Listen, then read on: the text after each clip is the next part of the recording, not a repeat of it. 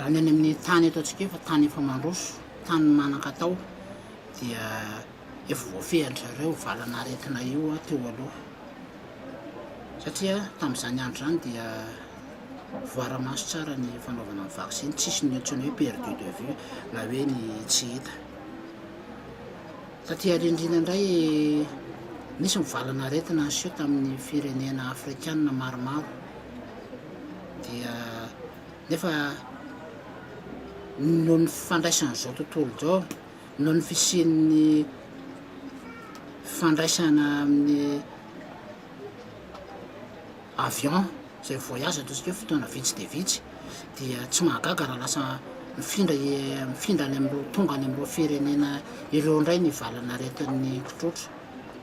Ny tsy fanaovana vaksiny dia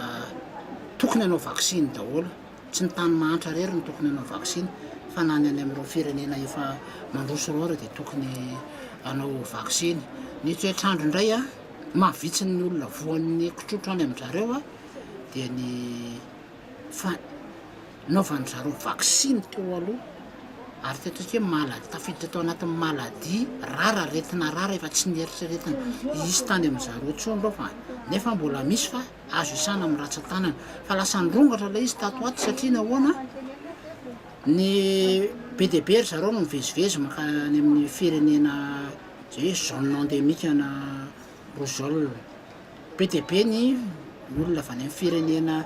misy an'le aretina mandeha makany amin'ireo an'ireo dia tsy mahagaga raha hoe betsaka ny olona voany. Tokony atao dia samy tokony manao vaksiny daholo na ny any amin'ireo firenena efa mandroso na ny atao any amin'ireo firenena ataontsika hoe andalam-pandrosoana na ny firenena mahantra. Ny toetr'andro facteur favorisant tokoa ny toetr'andro satria ny hafana any ohatra ny Siberia zao tsy velona any ny rougeole any amin'ny tany mangatsiaka be, any amin'zareo any amin'ny tany mafana be loatra any amin'ny raisitsika ny any tany arabo any amin'ny désert tsy dia velona any koa ny otrikaretina fa ny toetr'andro zay ataontsika hoe atonontonony tena ivelomany, tsy mahagaga raha velona ilay izy ao États-Unis, tsy mahagaga raha velona ilay otrikaretina amin'ny VZV virus de la varicelle du jaune ao France satria nahoana facteur favorisant an'ny rehetrarehetra zany ny climat andreo firenena reo ary ny zavatra azo tenenina ary dia hoe mety ho mafimafy kokoa raha ny tanjaky ny otrikaretina any amin'zareo firenena mandroso reo satria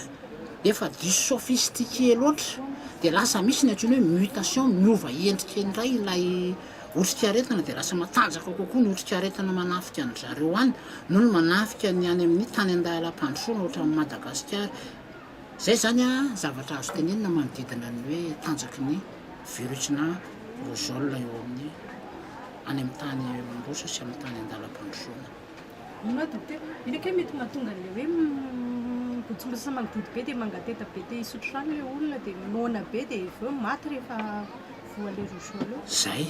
ny antony dia tsotra be zay le trangan'ilay are satria ilay otrikaretina mihitsy mahatonga an'ilay hoe mangidihidy dia mafana be